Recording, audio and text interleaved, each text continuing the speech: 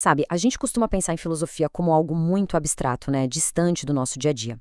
Mas e se a filosofia for, na verdade, uma ferramenta poderosa para a gente entender e, mais que isso, transformar as injustiças do mundo? É exatamente essa provocação que está no centro de uma das correntes de pensamento mais importantes da América Latina. Bom, vamos mergulhar nisso. A gente está falando da Ética da Libertação, do filósofo argentino Henrique Dussel. Esse livro, lançado lá em 1998, é muito mais do que um trabalho acadêmico. Ele é uma resposta direta, sabe? Uma resposta a um fenômeno que a gente vivia na época, a globalização, que ao mesmo tempo que prometia conectar todo mundo, na prática estava excluindo a maior parte da humanidade. Para a gente entender essa proposta a fundo, nosso caminho vai ser o seguinte. Primeiro, vamos ver por que era preciso uma nova ética. Depois, a gente vai entender a influência gigantesca de Paulo Freire nisso tudo. Na sequência, como o Dussel construiu o sistema dele. Aí vamos explorar os conceitos mais importantes dessa filosofia e, para fechar, a gente entende o legado disso para nós. Então, vamos lá. Para começar, por que raios o mundo precisava de um jeito novo de pensar a ética ali no final do século XX? O contexto da época, como a gente vai ver, foi o que deu o tom de urgência para tudo isso. E olha, essa frase do Dussel já chega com os dois pés na porta, né? Ela tem uma urgência que impressiona. Ele não está aqui discutindo um dilema teórico de um lugar confortável. Ele está olhando para uma realidade dura, para a dor de milhões de pessoas. E para ele, qualquer filosofia que não parta daí perdeu totalmente o sentido. O ponto-chave aqui é esse paradoxo. O mundo parecia cada vez menor, mais interligado, só que essa conexão toda estava sendo construída em cima de uma desigualdade brutal. O Dussel percebeu que a filosofia ética tradicional, que nasceu na Europa, simplesmente não tinha as ferramentas para entender a realidade de quem estava do lado de fora do muro. Era preciso um outro ponto de partida. E onde foi que o Dussel encontrou a inspiração para esse novo começo? A resposta está na obra revolucionária de um educador brasileiro, o grande Paulo Freire. Aqui a gente vê a virada de chave que o Freire promoveu. De um lado, você tinha as pedagogias europeias, que queriam o quê? Adaptar a pessoa ao sistema que já existia. Do outro lado, vem o Freire com uma proposta radicalmente diferente. Educação não é para se encaixar no mundo, é para transformar o mundo. É, na essência, um ato de libertação. E a chave para essa transformação toda é um conceito que o Brasil deu para o mundo, a conscientização. E veja bem, não é só perceber as coisas, é um processo bem mais profundo de entender como as estruturas de opressão funcionam e sacar que a realidade não é um destino, sabe? Ela é uma construção que pode ser desfeita e refeita. E o Dussel, que manjava muito de filosofia alemã, sacou uma coisa genial aqui. Ele viu que na conscientização do Freire moravam duas ideias que a tradição europeia quase sempre separava. A primeira é a consciência teórica, que é a capacidade de ver como o sistema funciona, mas a segunda, e talvez a mais importante, é a consciência ética. É aquele clique que desperta uma responsabilidade e te bota em movimento. Uma coisa não serve para nada sem a outra. Certo? Então, se o Freire plantou essa semente tão poderosa, como foi que o Dussel a cultivou até ela virar uma árvore filosófica, um sistema ético completo?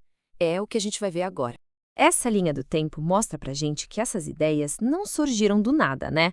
A pedagogia do Freire nasceu ali, no calor da urgência social e política do Brasil dos anos 60. E aí, décadas depois, o Dussel, juntando uma vida inteira de pesquisa, organiza tudo isso numa obra filosófica super sólida, que chega aqui no Brasil bem na virada do milênio. O estalo pro Dussel foi esse. Ele percebeu que a conscientização não era uma coisa só para a sala de aula. Era o próprio ato ético fundamental. É aquele momento em que o oprimido deixa de ser só um objeto na história e se torna um sujeito ético, alguém capaz de julgar e de transformar o sistema que o oprime. E é aqui que a gente vê a grande diferença. Filósofos europeus, como Habermas, pensavam a ética começando numa situação ideal, onde todo mundo pode conversar de igual para igual. Aí o Dussel, com a inspiração do Freire, chega e questiona. Espera um pouco. E a galera que nem foi convidada para essa conversa, que nem tem voz. Para Dussel, a ética tem que começar justamente aí, na realidade desigual da exclusão. Com essa base bem estabelecida, agora a gente consegue entender os conceitos que são a estrutura da ética da libertação. Esse processo de libertação segue umas etapas bem claras. Tudo começa com a vítima se reconhecendo não como alguém passivo, mas como o verdadeiro sujeito ético. A partir daí, ela descobre a alteridade, o outro. Isso leva à formação de uma comunidade de vítimas que, juntas, vão construir uma nova validade, Uma nova forma de entender o que é justo que vai contra a lógica do sistema dominante. O conceito de alteridade, que o Dussel pega do filósofo Emmanuel Levinas e aprofunda, é o coração da coisa toda. O outro não é só alguém que é diferente, é a pessoa cuja existência desafia todo o nosso sistema. A fome do outro, a dor do outro, não são só problemas a serem gerenciados, são um chamado ético que exige uma resposta da gente.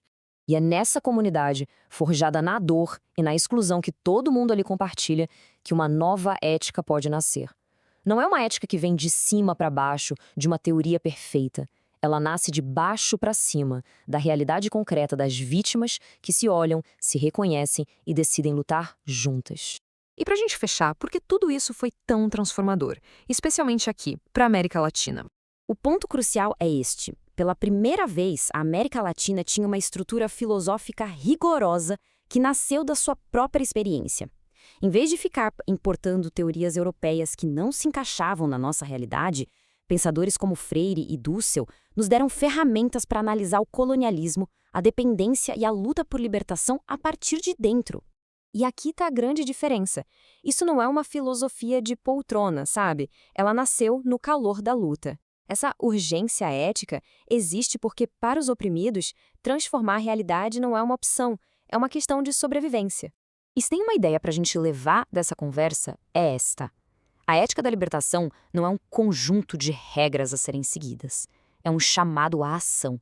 É a gente entender que pensar eticamente significa se comprometer com a transformação do mundo para que a vida de todas as pessoas possa florescer. Isso tudo nos deixa com uma pergunta para a gente pensar. No nosso mundo de hoje, com tantas crises acontecendo ao mesmo tempo, da desigualdade absurda até as mudanças climáticas que afetam muito mais os vulneráveis, o que significa, hoje, a gente ouvir o chamado do outro? E como a gente pode construir juntos uma prática de libertação para os desafios do nosso tempo?